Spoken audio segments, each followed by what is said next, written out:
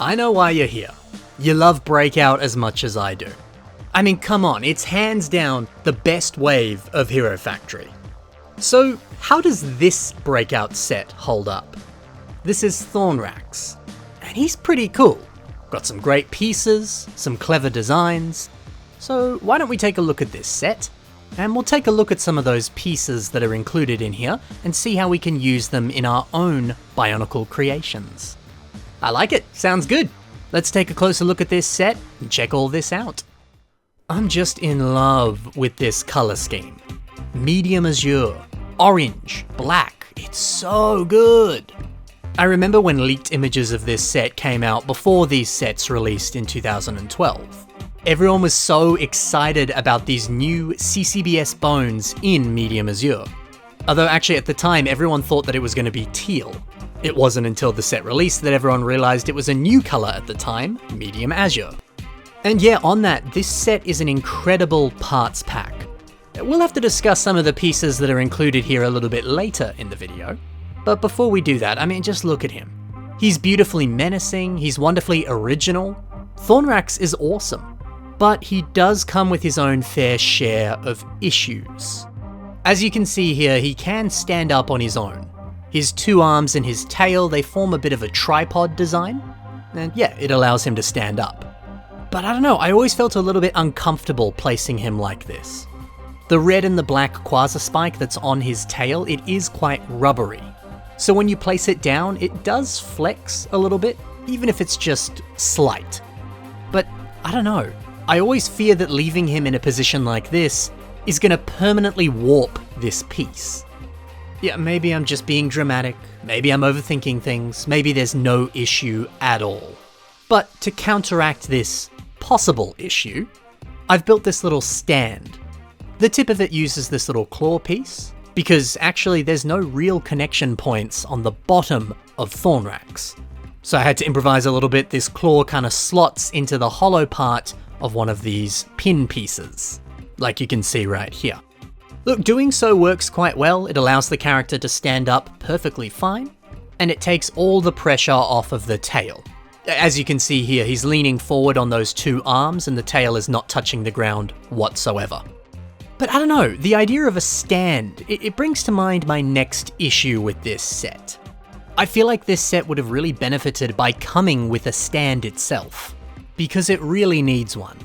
Yeah, since the figure relies on the tail and the arms to actually support itself up, it means that the character can't really pose whatsoever, because if it does, it's gonna fall over. They kinda always need to stay in this position if you want them to stay upright. And you know, even if I do bring an action figure stand in to hold him up, he still struggles a little bit to pose. There is some level of posability, sure, but not as much as I was hoping for. Taking these pictures of Thornraxx for this video, I did struggle to get him in a lot of dynamic positions. Now sure, you might be like, well, just build yourself a brick-built stand like you already did. But to me, the biggest issue is the fact that he has no connection points on his belly. So even if you just wanted to build your own custom stand made out of Lego, you kind of can't. The stand I built requires him to have those two black claw pieces on the floor so he doesn't fall over. This really is just lifting the character up so that the tail isn't touching the floor. I want this set to come with a stand that allows you to actually pose it while it's flying in the air. And it's interesting because the back of this, you can see right here, it does have an exposed pinhole up top. I wonder why they didn't just move this down so that the pinhole was at the bottom and you could build a stand out of that. I mean, if you wanted to, you could just move that down yourself and do that, so it's not that difficult. But yeah, you know, I was hoping for a little bit more freedom to pose this set. And a stand would certainly help with that. But look, I'm nitpicking here. Yes, I'd like him to pose a little bit more, but when he looks this good, that's fine. It's really not that big of a deal. And plus too, I greatly appreciate the fact that this is not a humanoid character. So many of the other villain sets were just dudes with two legs. The originality of this is just really refreshing. It was also quite delightful to see some of these bug wing pieces returning in this set. The amazing hexagonal pattern on here is just mesmerizing. Yeah, I don't know what it is about wasp bee-themed villains, but I really like them. There's something so appropriate about bee-themed baddies. So look, despite its flaws, Thornraxx I think is super original and just looks cool. I like him. But like I said, the real focal point on this set has to be these pieces. Let's see what we get and how you can use them in your own creations. Let's start off with this lovely wing piece. It is a tad hard to see in this image, so let me put it on a black background, and yeah, you can get a better look now at this lovely hexagonal pattern. It's almost holographic, it's just beautiful. I really like how BrickThing has used it on their creation called Voss Eon, turning this into some sort of exotic sword. Isn't that fancy? I love how the trans clear colour of this piece also ties into the trans clear Tahu mask that he's wearing. Nice bit of synergy there. Lovely stuff. Cold Block also uses this piece in quite a nifty way. It's being used as some wings on some interesting spaceships. Man, it seems that no matter how you use this piece on any LEGO creation, it's gonna add so much visual interest. This is just such a pretty looking piece. It always looks good when you put it on a mock. We love to see that. Thornraxx also includes a lovely marbled red and black quasar spike for their stinger tail, which, by the way, is a very clever use for this piece. It looks so good in this context, doesn't it? But check out how Eero Okanonen has used it on their creation. Getting a bunch of them and using them for kind of, I don't know, spider-like legs? So dope. There's something so wonderfully villainous and evil about how this looks. And I think it's all thanks to the sharp and spiky aesthetic of these pieces. Amazing. Another claw-themed element that you get is this piece. Although actually Bricklink refers to this as a wing piece, so there you go. But how can you use this in a different way? Shuby4000 places some of these onto a weapon for this character. I like how this pairs with that nice barrel blaster in the very center between the two of them. Very dynamic, very interesting design, and plus I love the color scheme here. So striking. And speaking of some striking looking colors, this set comes with a lovely splattering of medium azure limbs and hand socket pieces. It's so cool to get these.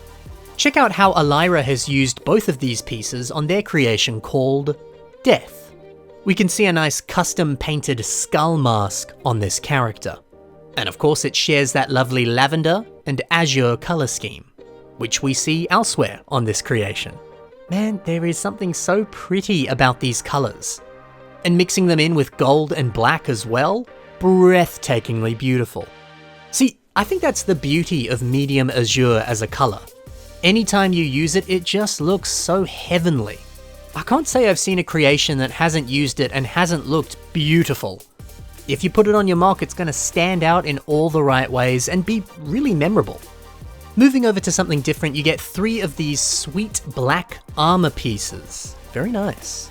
Now check out how Halogwen has used them on this creation. Just simply placing this piece in the very center of the torso, it's nothing too fancy, but it does look really good. It's nice and elegant. I like it. And hey, that's the thing, man. Sometimes you gotta use pieces in pretty simple ways. There's no use rethinking it or, reinventing the wheel. Using armor as armor, sometimes it looks good and it gets the job done and that's all you need. I really like how this looks. But the final piece I want to talk about today is this exclusive element. Well, it does come in silver in the set Black Phantom, but you can only get it in black in this set. Very cool. Joxon uses this in quite a nice way actually. If we zoom in on the head, you can see that this piece is placed backwards. How nice is it to see that texture on the back of this piece? To me, it almost looks like the character's brains are kind of popping out of the head.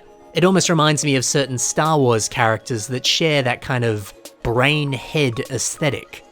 Even if this isn't meant to represent brains, it still adds a really cool looking texture on the top of the head and makes it look more visually interesting. Yeah, the end result here is simply sensational. Wonderful. There we go. That's some fun ways that you can use these pieces. Now, how about we check out a pretty sweet revamp of Thornraxx? IGU is the builder of this one, and dude, how good is this? 4 wings instead of 2. He's even got 4 hands as well. I mean, even just the way that they've kind of adjusted the body posture here, that's quite nice. And I love too the choice to move these black claw pieces, which we previously saw on their hands. They're now down here on the feet. That looks really good. Of course, it does need some trans-clear stands at the back to be able to hold itself up, but you kind of barely notice those anyway. And when the foot design looks this good, who cares if you need little clear stands at the back? Although, I gotta say, I think my favorite addition here has to be the little antenna at the front of the face. The way that these kind of droop over the eyes and the face, it reminds me of really dramatic hairstyles that you see in anime. He looks like some kind of edgy anime dude. It's fun. I tell you what, man, there's a lot to love about this revamp. There's some really good stuff. So there you go, gang. That is Thornraxx. If watching this has given you some ideas and inspiration for your own Hero Factory creations, then go out and build them. And then post them online with the hashtag HFFeb. It's the perfect way to join in on the fun and celebrate Hero February. But that's all for today, guys. Thank you so much for watching. Happy building, and bye for now.